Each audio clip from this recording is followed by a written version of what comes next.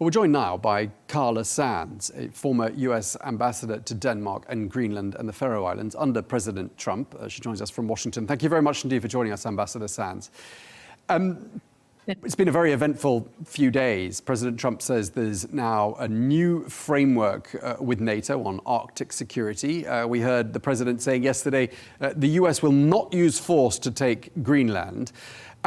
Some are calling this a dramatic reversal on the part of the president. Is that how you see it?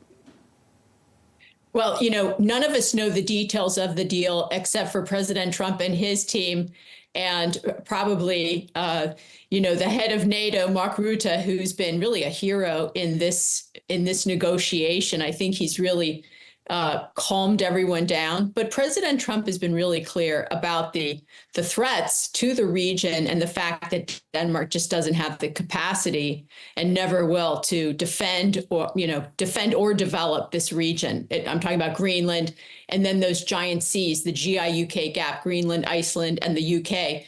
Because Denmark also has the Faroe Islands that are over near the Scottish Shetland Islands. So those giant seas where Denmark doesn't have the capacity or the ability to know what's above, on, and below the water. And the United States, we have the resources to be able to make sure that area we have knowledge, and then we have the ability to defend it, because all that trade, more than $1 trillion worth of trade, goes between the US and the EU every year. And, if you had an issue with an adversary controlling Greenland, they could do things like China's doing in the South China Sea, where they're obstructing the freedom of navigation. And when it comes to defense, naval vessels have to be able to go back and forth in the North Atlantic as well. So they would be affected. And then Greenland is part of the new Golden Dome, kind of like Israel's Iron Dome, but the 21st century version. And it uses Alaska and Greenlandic points to help organize or build out the hundreds of billions of dollars that President Trump plans to invest in the Golden Dome in order to secure our homeland. Okay, so it sounds like you're aligned with the president in terms of how you view Greenland as being strategically an extremely important place.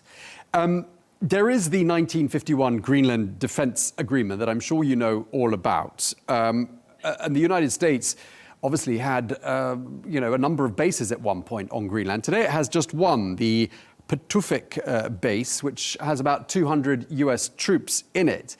And I'm wondering why, if the threat is so serious, the US hasn't reopened some of the shuttered bases it already has, and perhaps deployed more and asked NATO to deploy more than 200 troops, which doesn't seem like a very large number.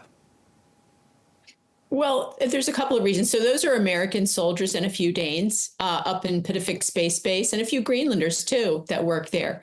And I visited more than once. But there is an early warning radar system in the north of Greenland.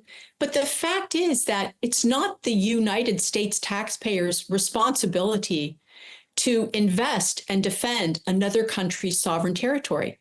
In Article 3 of the NATO Charter, every NATO ally has to have the ability to defend their own territory.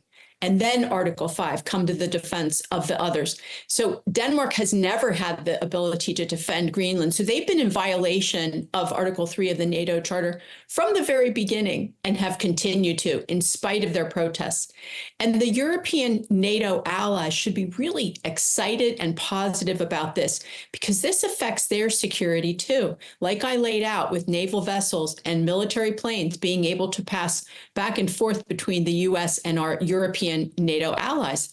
That couldn't happen if an adversary controlled that airspace and that sea space. So it is really important. President Trump is really working to get the Western Hemisphere into a better condition. And it's been neglected by presidents on both sides of the aisle for decades. If you see what happened with for example, in Venezuela, with Iran setting up shop and really having great power in Venezuela, having Hezbollah terror training camps, and then infecting like a cancer countries around it. You see what's happened in Colombia and Brazil, for example. So President Trump is working to root out enemy actions by countries that have been bad actors in Venezuela, like I mentioned Iran, but also China and Russia. They, to have bases in South America from an adversarial nation is it's a bad thing. It's bad for all of the Western Hemisphere. But the United States, we should never have allowed that to happen. President Trump is securing the Western Hemisphere. That's why when you hear about Canada, the Canadian Prime Minister turning to China rather than the US, just to give the middle finger to President Trump, like, why do that unless it's for an internal audience? But I don't think so. I think it is his pivot. But he has a $60 billion trade deficit with China and a $35 billion trade surplus with the United States. So letting those electric cars from China into Canada, 50,000 of them, it's going to be very bad for the Canadian auto industry. Just look at what it's done, those BYD cars into Europe and to Germany. I just spoke with German parliamentarians yesterday, and it's devastated some of their car manufacturers. So President Trump is looking at the whole Western Hemisphere, north, south, east, and west. And he is, unlike, we had an earlier doctrine called the Monroe Doctrine, and some people call it the Donroe Doctrine. I really think it's the new Trump doctrine. He is the peace president, and he's working on getting peace and order around the world, and especially in our U.S. hemisphere. Okay, I mean, returning our focus to Greenland more specifically. Sure. Do you think that now that President Trump has said, right, the use of military force is off the table, there seems to have been a rethinking of the tariffs being imposed on the 8 European countries that oppose the whole idea of Greenland being taken over.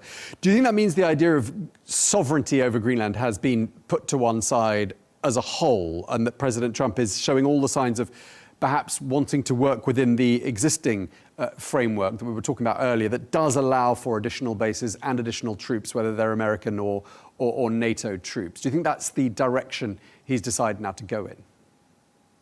Well, I think we'll have to wait to see what they reveal to us. And it's only a framework right now. But you're right. He has said he is not going to impose those tariffs on February 1st. That's a win for those allies that sent like onesies, twosies troops to Greenland just to, I'll show him. Like, rather than pick up the phone and say, let's talk and let's make a plan, they were sort of like being very obstinate, but in a not productive way. So, I mean, that's not good diplomacy. Good diplomacy are President Trump's threat of tariffs and then the walk back as we proceed to a framework that's good for everybody. The European allies, if they could just, I would say, follow the example of President Trump, it probably goes for many world leaders, just to make sure that they put their own citizens first, that they secure their borders, they control their immigration, they have cheap and abundant energy for their people and the businesses in their country. And then they have a credible defense so that they're strong allies. I mean, there's nothing surprising or negative about that. That's in President Trump's administration's national security strategy that anybody can read. It's online and it's really in plain English. And it kind of talks about why he's doing what he's doing. Do you think there was some surprise in Washington about the scale and the intensity of the outcry with regards to Greenland's sovereignty by the Europeans and others? I don't think there was a surprise. I think that was a big shock to a lot of people. And when he said we have the framework, it's like the temperature in the room just went to normal immediately. People were like wiping sweat off their foreheads. The European parliamentarians were so relieved and happy, and certainly the European politicians. So President Trump will work in this framework, and I'm sure he's going to bring in all of the influential leaders. But I think his example of being strong leaders and of substance and putting that security first, because if those European leaders had just looked at the facts that Greenland wasn't secure, that it was really open season, that Greenlanders had, and Denmark, because they're responsible for the security there, they had no awareness of some of these ports into Greenland. I mean, they just didn't. They don't have the personnel and there's just nobody there. So people and things could come in and out without awareness. And I think that's probably one of the reasons that when I was there, they acknowledged that they had a drug problem. I mean, it's an island. but it's only 57,000 people or so. And how would that be? Well, there must have been some smuggling coming in. So what else is coming in, and who else is there, and what are they up to? So, and I will just acknowledge, it's not just about the island, it's also about the seas around the island. And the fact that China and Russia have this no holds barred, this pact of military cooperation, and they'll be doing more Arctic exercises together. And the fact that Russia has more militarization in the Arctic than any country by far. They have more than 40 icebreakers, and some of them have missiles on them. So they're working with China. China's gaining more skills. And China wrote a paper in 2018 called The Polar Silk Road, where they claimed the right to the wealth in the Arctic. 40% of it, they said, we have a big population. We're a near Arctic nation. We claim the ownership of 40% of what's under the earth and in the sea in the Arctic. And they're not a near Arctic nation. There's no such thing. So there are threats, and there are rising threats and challenges in the Arctic, especially with the proximity to this very militarized, gigantic Russian coast. Ambassador Sands, I mean, you were based in Copenhagen for a couple of years. And I'm just wondering, knowing Denmark and the leadership and the structure of leadership as you do, what do you think the mood and the scene has been in the corridors of power in Copenhagen these last 10 days or so? Well, I do know the situation, and I met with Greenlanders, and I met with the Greenlandic representative and the Danish ambassador recently, met with at the White House. So I do know the issues and the people, and they were absolutely, I mean, it was a catastrophe for them. For the Danes, because they want to be an Arctic nation, it makes them a player, even though they're a tiny country. For the Greenlanders, because the Danes sadly had been gaslighting the Greenlanders that the United States is bad and it's a threat. And we had, when the first Trump administration ended, we had a wonderful relationship with Greenland. I had reestablished diplomatic ties after 67 years of not having them with Greenland. With the help of the White House and the interagency, I'd put a consulate in Greenland, gotten a Coast Guard billet for Arctic security. So we had done a lot to secure the region as we could from a nation, not an owner, but from outside. And to see what the Danes have done to the Greenlanders is really sad. It'll take, I think, some time to heal those wounds of a psyop. I mean, people can be gaslighted, and that's what happened. So there was a lot of tension on the Danish side. So it'll be interesting to see at the end of the day what this all looks like. Yeah, I mean, we don't have the benefit of hindsight just yet. It's only been it's barely been a couple of hours. But hours. It's quite interesting to hear, how this has played out politically in the United States. And, I know the opinion polls that I saw didn't make Greenland look like a particularly popular issue amongst the US electorate. Maybe you've seen some different polls. But I think Governor Gavin Newsom, the California governor, who is obviously an opponent politically of President Trump, says that President Trump has destroyed 80 years of alliances. And I wonder whether you think there's some truth to that, or whether you think this is just partisan rhetoric. Well, certainly President Trump's approach to diplomacy is not anything like the European approach. He is a very brash man. There's no question. He would admit that. But the fact is he gets results, and the Europeans talk about things, but don't do a lot, especially to benefit their people. Gavin Newsom I think he really embarrassed himself even by going to Davos, because he didn't get a chance to speak. And there's a kind of a rule in the United States. It says that politics ends at the water's edge. And that means if there's there's always a US president. The US president sets the nation's foreign policy, and you're not supposed to badmouth whoever's in office. So, if I'm in another country and there's an opposition president, say Joe Biden, I'm not going to criticize him openly or belittle the policies, only in the way of educating people for information, but not to criticize and undermine a sitting US president. Every American citizen no matter what side of the aisle they're on, should want the US president to succeed because that helps our country succeed. And so that he would do that really violates the rule of politics stops at the water's edge.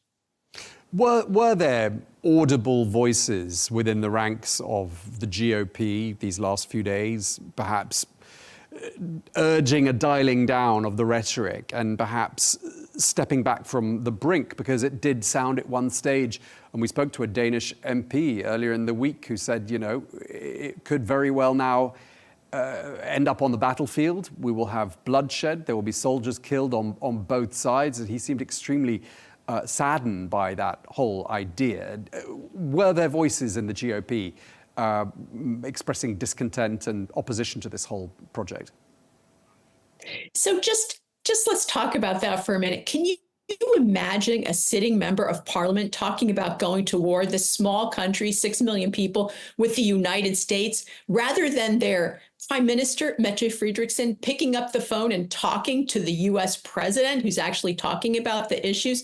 She never in a whole year picked up the phone to talk to Donald Trump. Instead, she went around Europe and talked to these, you know, they don't seem strong, these kind of weak leaders. They still don't have credible defenses, most of them, to say, oh, America bad, won't you back me? Rather than sitting down with him and starting to talk.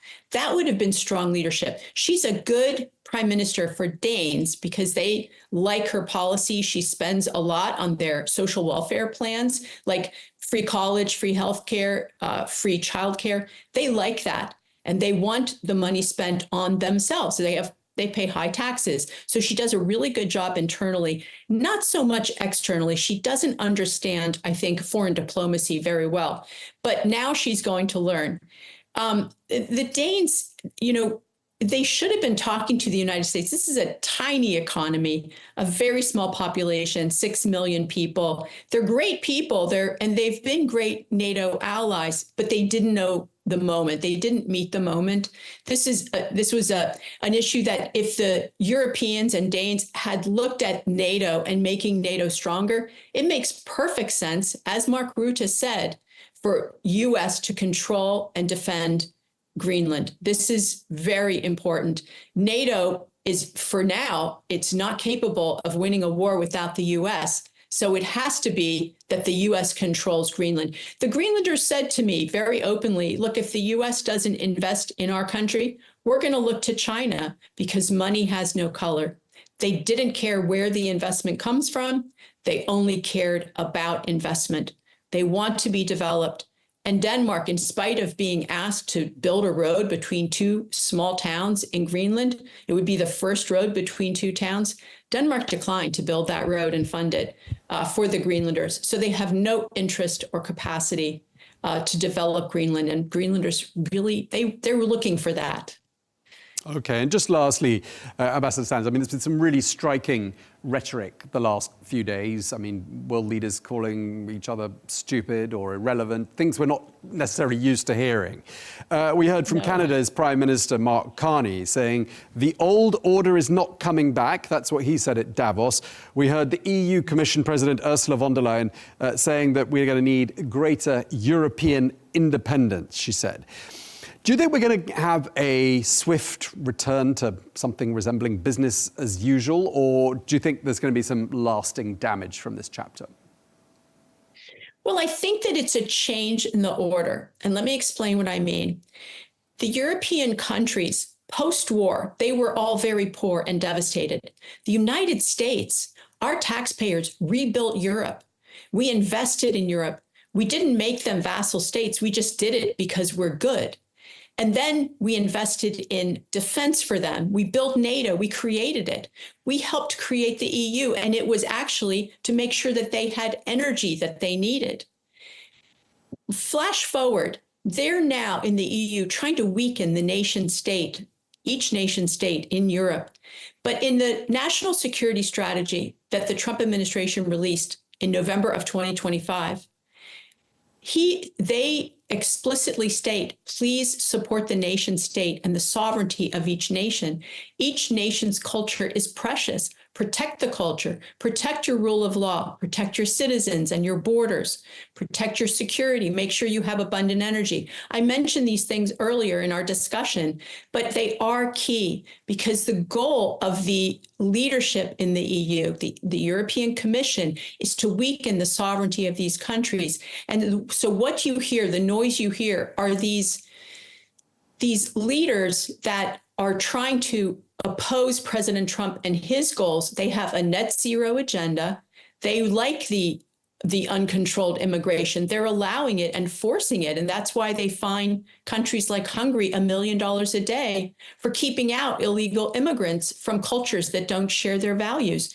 I saw that the UAE just recently banned their students from going to study in the UK because they don't want them to be radicalized by these radical Islamists who promote terrorism in the UK on UK soil. They're immigrants that have been allowed to come in and preach teachings that are opposed to civilization, at least peaceful civilization and coexistence. So if you see what's happening in the EU and how they're putting people in prison for social media posts and things like that, when they have laws that say that there's freedom of speech, putting them in prison for criticizing elected leaders, like they have new laws in Germany, you can see that there's a loss of the European pact. The United States, we're birthed out of Europe and the UK. Our religion, our values, even our Constitution, many of the ideas come from European values and philosophy, and even back to ancient Greece and Rome. So it's a beautiful, multi-millennia unfolding of the values and freedoms that the United States has and that we have shared historically with Europe.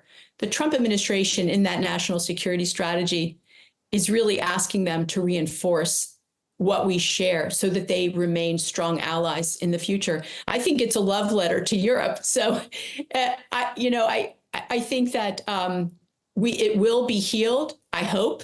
And I hope that they will follow in some ways, maybe not the rhetoric, but in some of the ways that he's rebuilding our country and reindustrializing, because Europe, their economy used to be almost on par with the United States, but over the decades, because of bad policy, overregulation, bad energy policy, they've really fallen way behind the United States. And we want them to catch up and be strong so that we're all stronger together. All right, we're going to leave it there. We really appreciate you taking the time to speak to us. Always a pleasure having you on the program. Ambassador Carla Sands, thank you so much.